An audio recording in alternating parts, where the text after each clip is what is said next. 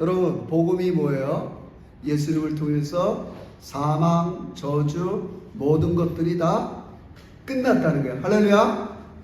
여러분, 내가 사망하지 않고 죽지 않는데 맨날 죽음의 이렇게 그림자에 이렇게 겁내서 살아서 되겠어요? 예수님이 죽으시고 부활하셔서 그것을 믿는 너희에게도 영생이 있게 하셨어요. 할렐루야. 우리 자꾸 리마인드 해야 돼요. 주일날 왜 교회에 나오냐? 육체는 죽을지언정 영은 예수와 함께 부활하는 거 믿으시길 주의로 축원합니다. 그리고 이제 예수님 나오실 때 육도 이제 나이스하게 부활할 거예요. 자꾸 리마인드 해야 돼요. 복음으로 채워야 돼요.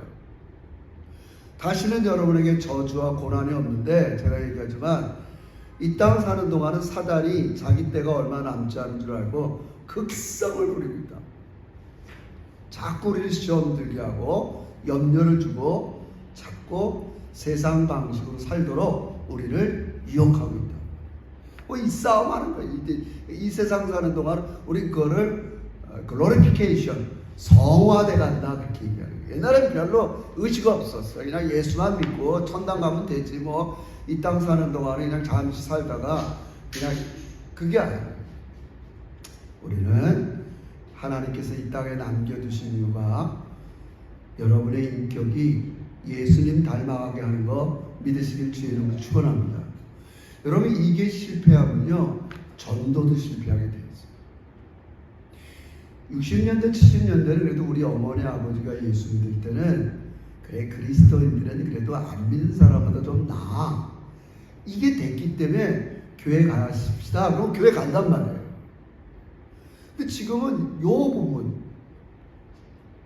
그리스도인으로서의 성화가 제대로 안 되기 때문에 우리 교회 갑시다. 아이, 뭐 당신이랑 교회 가지, 이게 연관돼 있다. 내가 전도하고 싶어도 그냥 전도가 되는 게 아니에요. 이게 우리의 윤리와 우리의 성화와 전도가 연결되어 있어요. 그래서 지금 기독교가 어려운 거예요. 안타까운 소리지만 교회가 세상과 별반 다르지 않아. 우리가 쓴 소리지만 어쩔 수 없어요. 여러분, 그러면 우리 흔히 그래요. 그런 걸, 미안합니다, 자정 능력을 잃었다 이래요. 교회가 이렇게 좀 세상과 달라야 되는데 이렇게 예배 시간에 회개 시간도 있고 있어. 근데 네 예배 끝나면 삶으로 돌아가는데 삶의 방식이 안 달라져. 그러니까 사람들이 우리한테 이제 교회는 스스로의 자정 능력을 잃었어. 쟤들이 예배 시간에 가서 회개를 한다고 하는데 일상에서 살아가는 거 보면 나랑 별다르지 않아. 만약에 그런다면 우리 그걸 자정 능력을 잃었다고 그래요. 우리가 요즘도 그러잖아요. 어떤 정당 자정 능력을 잃었어. 어떤 나라, 베네수엘라 너무 부패해갖고 자정 능력을 잃었어. 안 돼, 이런 말을 한단 말이에요. 그러면 이제 우리가 기분 나쁘지만 세상의 평판, 저도 그래요. 체면이 있으니까 이 세상 사람들이 나를 이렇게 보면 어떡해? 그래서 내가 좀 돌아쓰는 맛이 있긴 있어요.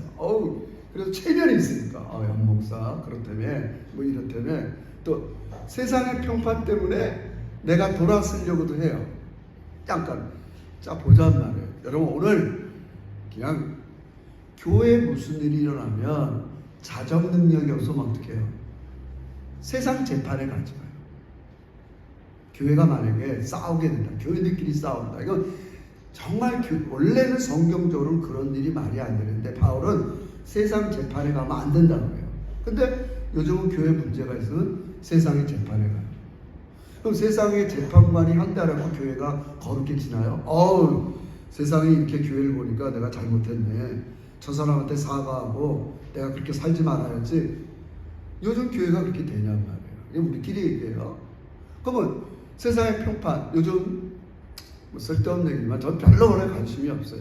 여기 한국교회 유명한 목사님이 자기 아들 이제 개척하고 전별금으로 40억을 달라는 소리 때문에 후배들이 물어봐요. 이렇게 아, 목사님 어떻게 생각해? 난 별로 관심이 없는데. 이제 이러다가도 세상의 뉴스나 이런 사람들이 평판이 그 목사님 마지막 이렇게 유튜브에 설교도 잘하시고 은퇴하고 막 그래서 괜찮은 줄 알았는데 그 행동에 대해서 세상이 평판할 거 아니에요. 예를 들자면 여러분 그렇다고 해서 사람이 달라지겠어요? 제가 볼 때 니들이 날 몰라서 그렇지 내가 이 교회를 키우라고 얼마나 고생했는데 그거 세상이 뭐라 그래도 눈 하나 깜짝 안 해요. 자기 자식한테 세습 물려주기도 하고 우린 그거를 당연히 여겨요, 여러분. 지금 이거 원래 이게 오늘 설교와 관심이 있어요. 왜? 하나님은 인간이 이렇게 스스로 퓨리티, 정화, 너는 원래 그렇게 살면 안 될 사람인데 이게 안 된단 말이에요. 안 되면 하나님이 마지막 쓰는 방법인 거예요. 우리는 자식이 안 돼요. 그래서 어떨 땐 그래요. 여러분도 그렇잖아요. 우리 성경에 보면 사무엘의 아들 게팔이에요. 그렇게 아버지는 정말 이스라엘 당대의 그 유명한 선지자지만 아들은 그러지 못했어요.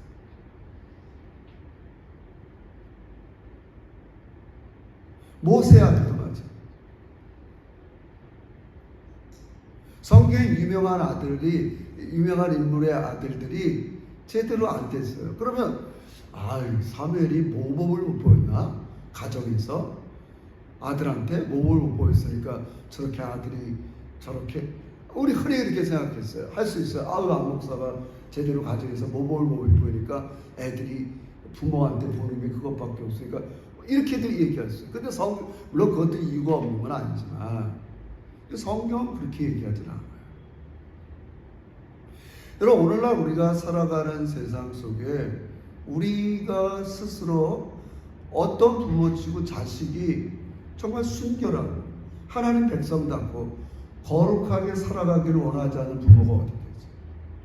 이게 안 되는 거예요. 그거 매로 막 하겠어요. 요즘 이 시드니 사회에서 매 한 번 되면 그거 비인격적이라고 막 그럴 텐데 그게 되겠냐 말이에요. 여러분 하나님은 어떤 방법을 써요?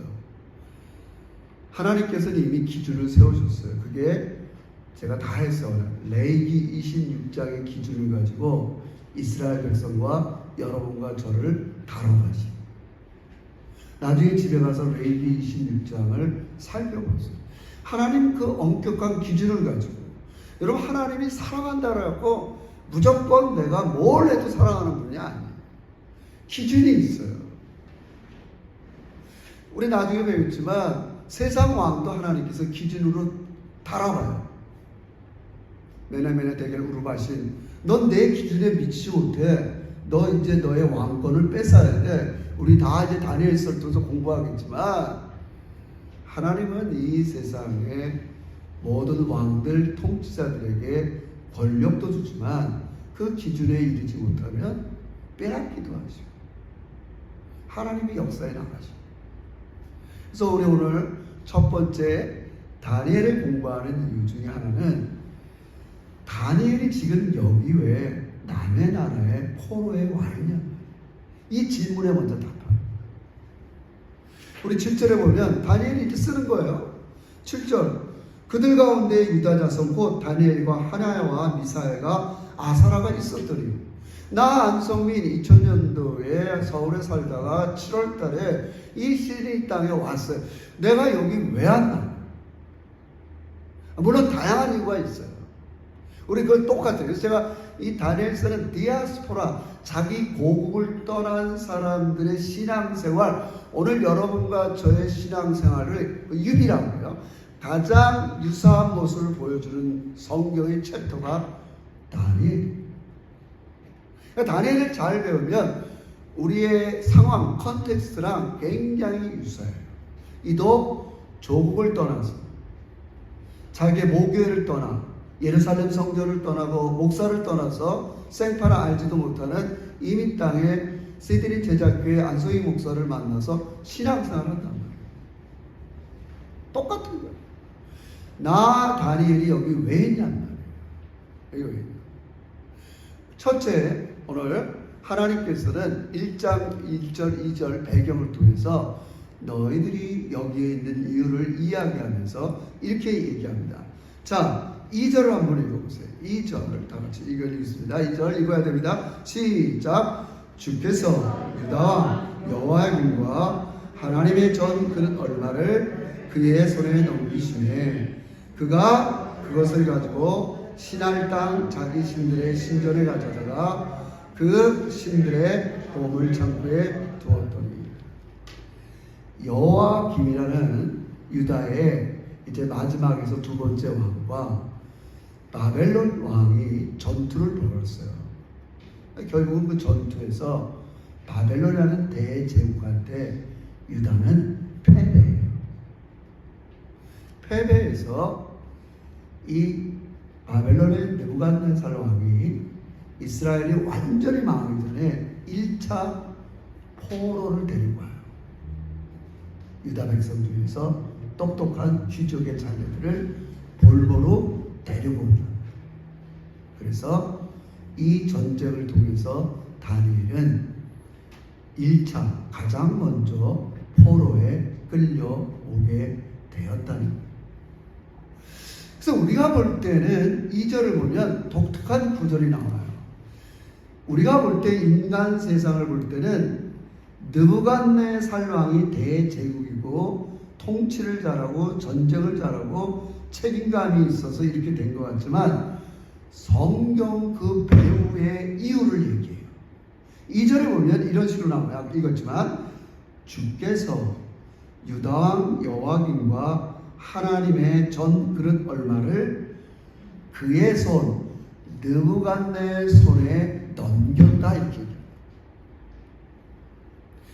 인간 쪽에서 볼 때는 느부갓네살이 이긴 것 같지만 하나님의 의도와 뜻이 있다.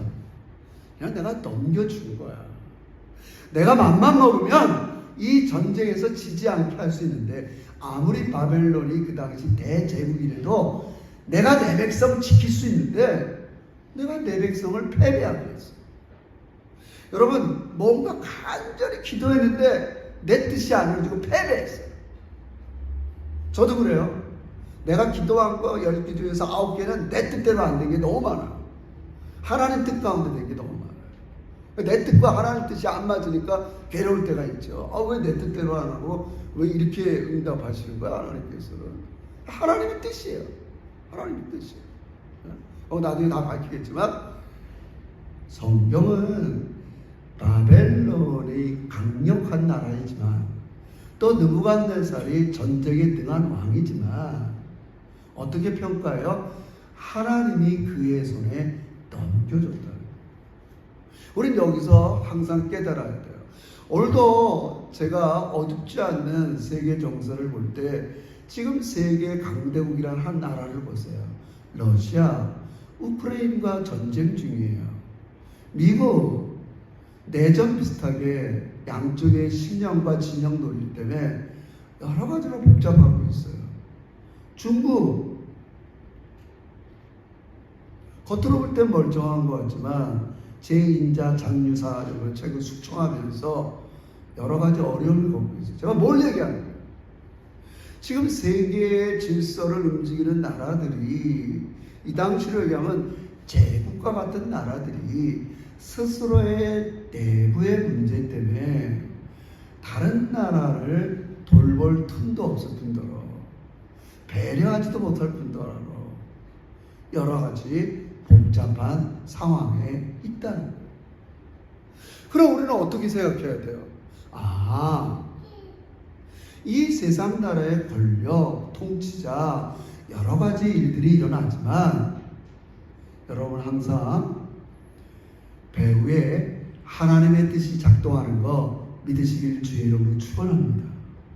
뭐예요? 하나님의 주권대로 움직이고 있다. 우린 여기서 좀 안도감을 가져야 돼요. 물론 우리가 경제도 이해하고 또 경제가 이해돼야 내가 금검 지금은 돈을 펑펑 쓸 때인가 좀 절약하며 쓸 때인가 호주가 지금 경제가 좀 안 좋고 세계가 안 좋다면 내가 조금 좀 절약하게. 우리 이런 상식적으로 필요해요. 그러나 여러분, 우리는 이 세상 속에 살면서 항상 얘기하지만 하나님께서 여러분을 돌보시는 것을 믿고 안심하고 살길 주의 이름으로 축원합니다. 안도하라는 거예요. 오늘 다니엘한테 너의 나라가 전쟁에 져갖고 포로에 끌려갔지.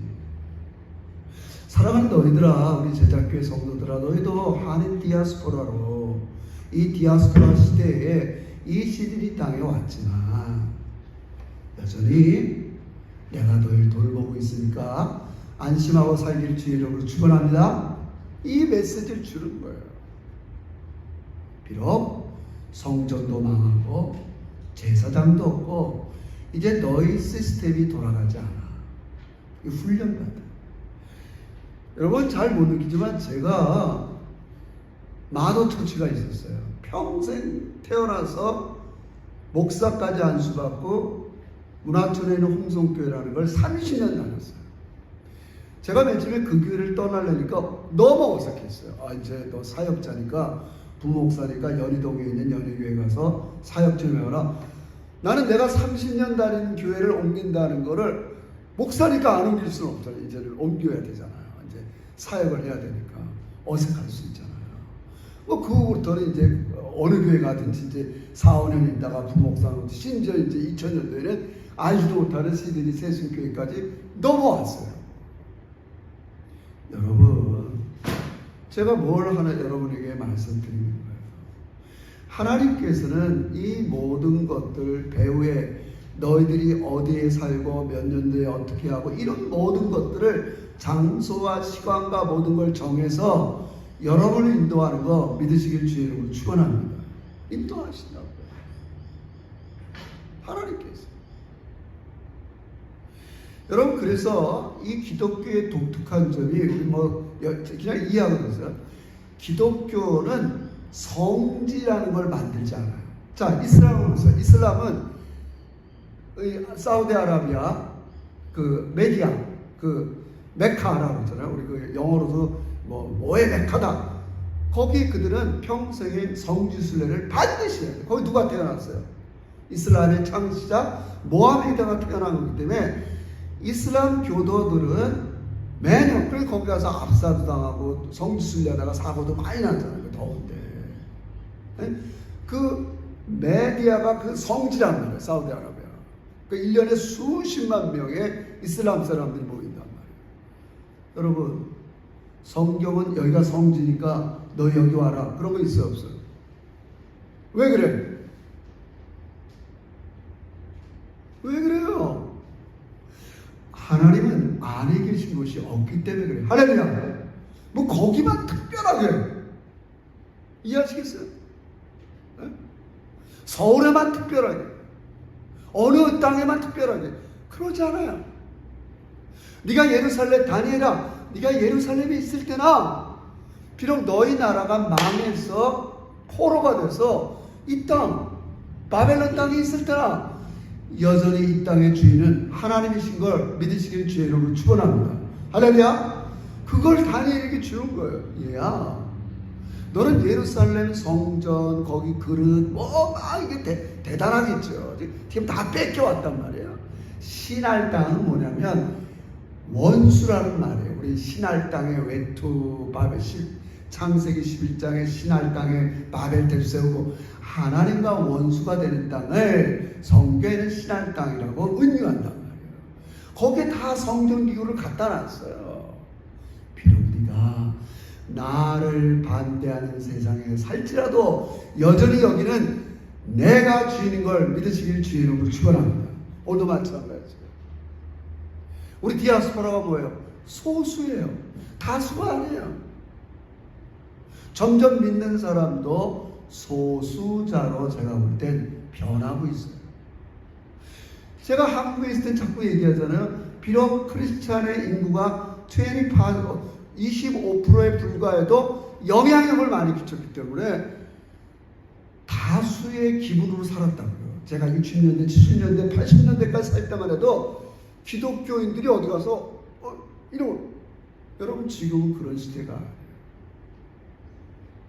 점점 소수로 전락하고 있다. 그래서 우리가 의기소침하자는 게 아니라 오늘 다니엘의 배경이 이거라고요. 너희가 소수자죠.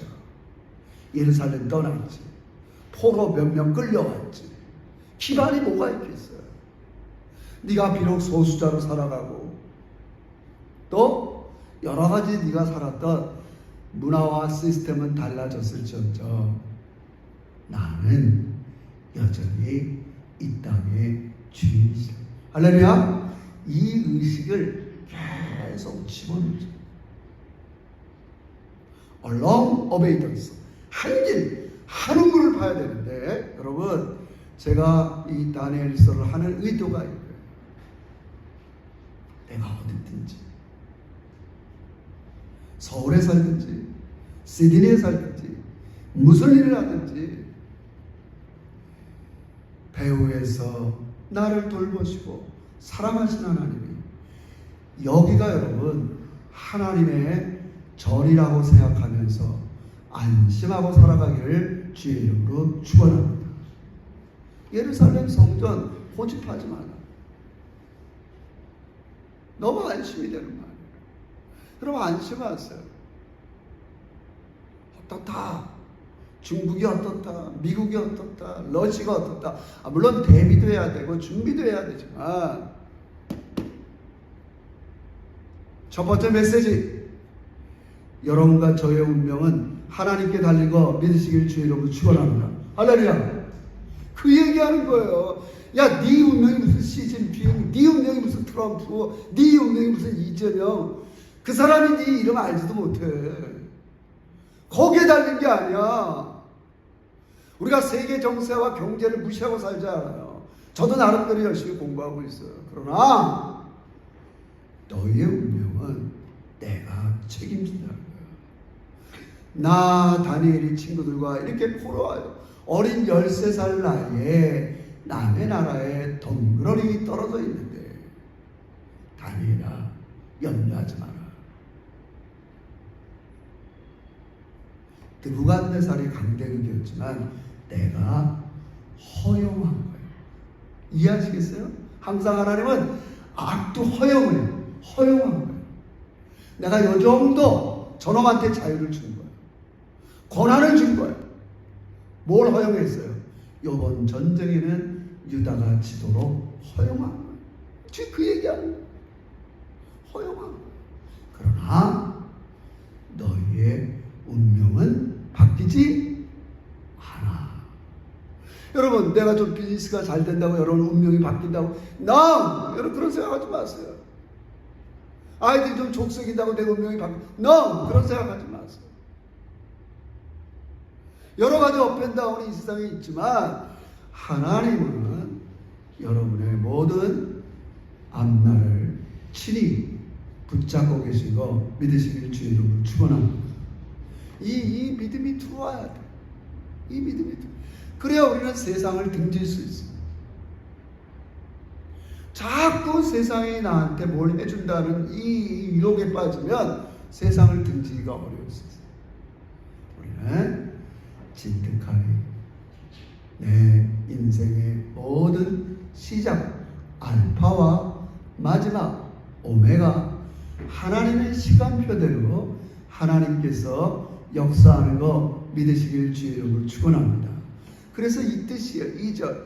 내가 그 전쟁, 허용, 승리 모든 것들을 넘겨준 거야. 잠시 느부갓네살에게 넘겨준 것뿐이야. 안심해. 이제 다 하겠지만 그 중간에 세상 나라는 다 망할 거야. 헬라, 로마, 메데파사 다 망하고 하나님 나라만 영원할 거야. 그냥 우리 막말로 여러분 제가 볼 때 앞으로 100년 후에 이 세상에 존재할 사람 우리 주변에 누가 있어요? 어떤 정권이 있어요? 다 죽습니다, 여러분. 우리 한 세상 사는 게 기껏해야 내 주변 환경 100년 미만이에요. 그러나 하나님은 영원하신 거 믿으시길 주의 이름으로 축원합니다. 그 영원한 하나님이 여러분을 돌보고 있기 때문에 다니엘한테 안심하라. 2절에서 내가 넘긴 거야, 다니엘아. 자, 그럼 이제 마지막 왜 넘겼냔 말이에요. 왜 하나님 왜 우리가 전쟁에서 지게 했어요? 여러분 그 당시 선지자 우리가 목사들은 맨날 부흥 기도하면서 우린 안 망해 맨날 기도했어요. 근데 망했어요. 딱 몇 사람, 예레미야, 에스겔 이런 사람만 망한다고 그랬어요. 왜 누구는 망한다고 그러고 누구는 왜 안 망한다고 그럴까요? 진짜 선지자는 하나님 말씀의 기준으로 볼 때 망한다고 그래요. 가짜 선지자들은 하나님 기준으로 얘기하는 거고 그 사람 비유에 맞춰서 안 망한다고. 여러분 목사의 제일 고민이 뭐예요? 저렇게 하면 망할 것 같은데 망한다는 말하면 교인들 다 떠나니까 그런 말 못해요. 당신 그럼 내가 볼 때 망할 것 같은데 그거 절대 못해요. 못하죠? 근데 예레미야나 에스겔은 레위기 26장을 보니까 그 기준으로 하나님께서 이스라엘 백성을 다룬다는 게 약속이에요. 왜 그래요? 자체 퓨리파이, 정화가 안 되니까. 나는 내 백성이 이렇게 사는 걸 원치 않거든요. 하나님은 그냥 막가파대로 사는 걸 원하지 않는 거예요. 소위 말해서. 그래서 레위기 26장에는 그 방법을 쓴다는 거예요. 뭐예요? 전쟁을 통해서 너희를 망하게 하고 다 나와요. 70년 동안 포로상 거기서 정화되는 거예요. 더 이상 뭐 어떻게 할 게 없어요. 여러분 돌아보면요, 제가 이건 우리끼리 얘기해요. 제가 만약에 한국에 있었으면 굉장히 타락한 목사가 될 여지가 많아요. 제가 모르면 타락이라는 건 성도들한테 대우받고 뭐하고 좋은 차 타고 교회에서 뭐 다 서울은 웬만한 이민교회는 그럴 수가 없어요. 제가 돌아보면 하나님께서 이 디아스포라 목사를 통해서 저 자신을 정화시키는 것을 너무 많이 깨달아요. 정말입니다. 하나님은 이스라엘 백성들을 사랑하세요. 이들이 스스로 회개하고 돌아서지 못하니까 하나님은 엄격한 사랑을 시작합니다. 그게 뭐예요? 이스라엘 백성들을 바벨론의 포로에 끌려오게 한 거예요. 여러분, 그럼 우리는 어떻게 살아야 돼요? 제가 여러분한테 세상 방식 다 버리고 회개하세요, 이렇게 얘기는 못하겠어요.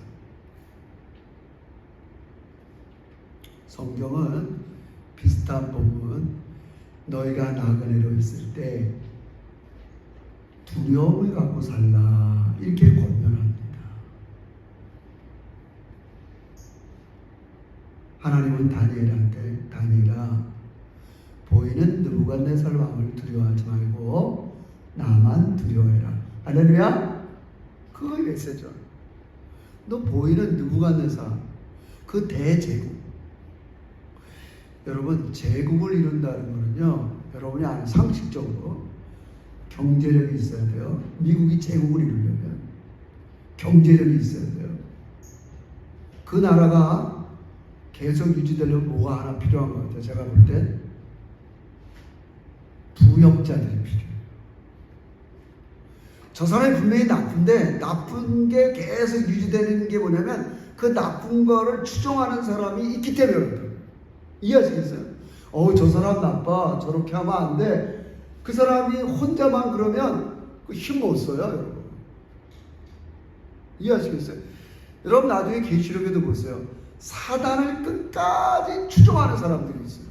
이렇게 살면 안 되겠네, 돌아서야겠네, 말이 안 되네, 이러면 세상은 나아져요.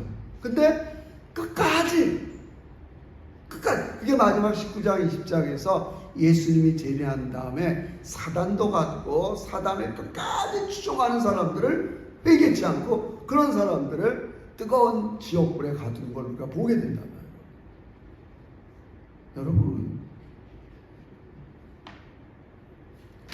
하나님께서는 여러분과 저가 그렇게 이 세상 사람들과 섞여서 혼탁되기를 원하지 않으세요. 그게 사랑이에요.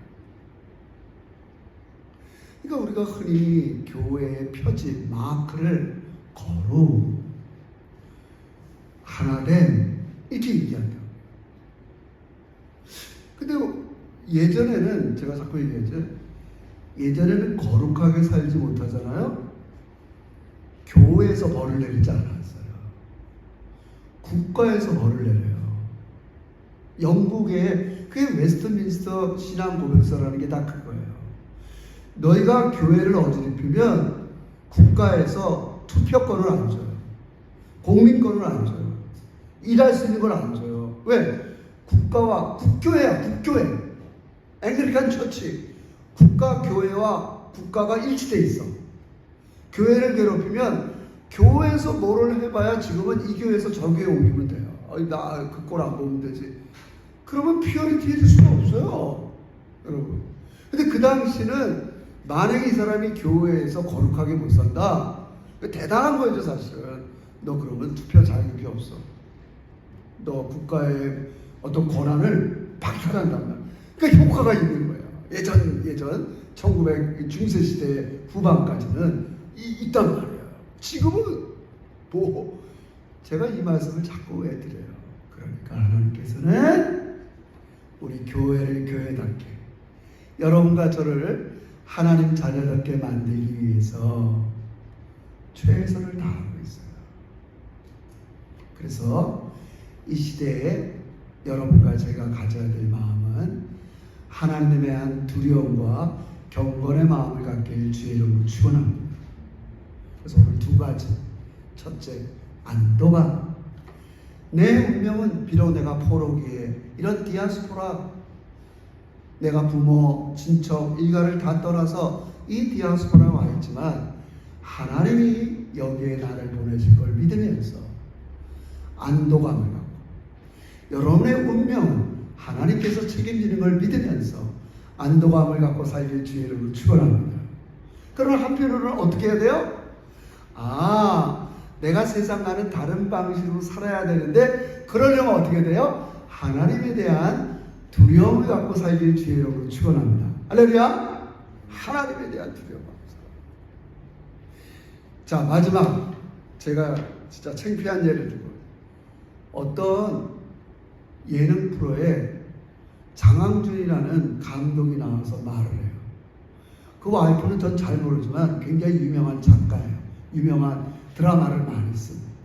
근데 이 사람은 별로 제가 볼 때 뭐 이렇게 좋은 영화 작품을 써본 적이 없어요. 근데 이 사람이 뭐라냐면, 딸 하나인데, 물론 그 와이프, 자기는 와이프를 대하고 딸을 대할 때 대통령한테 대하는 것보다 더 잘 대한다.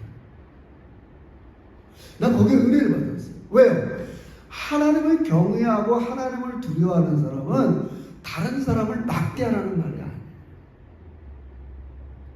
진짜 다른 사람을 하나님처럼 두려워하고 경외하라는 말이에요. 제가 한꺼번에 알겠지만 저도 이제 은혜 받고 잘하려고 해요. 아내를 경외하려고 해요. 할렐루야? 별로 안 좋아서. 딸들을 경외하려고 해요. 아니, 그게 성경적인 용어로 죽게 하듯 하라 이 말이에요. 너희 상전에게 죽게 하듯 하라. 너희 노예에게 죽게 하듯 하라. 믿지 않는 남편에게 죽게 하듯 하라. 내 이웃에게 죽게 하듯 하라. 그게 그 말이에요. 이해하시겠어요? 우리가 오늘 이 시대에 정말 여러분, 사람들이 어떻게 살아가던 간에 여러분, 첫째, 늘 안도감을 갖고 사세요. 내 운명은 하나님께서 쥐고 있고 그 하나님이 나와 함께 하신다. 그러나 하나님은 내가 하나님 백성답게 만들어가기 위해서 나에게 두려운 마음 갖기를 원하신다. 예, 하나님, 제가 함부로 살지 않겠습니다. 세상 말로 하면 함부로 나대지 않겠습니다.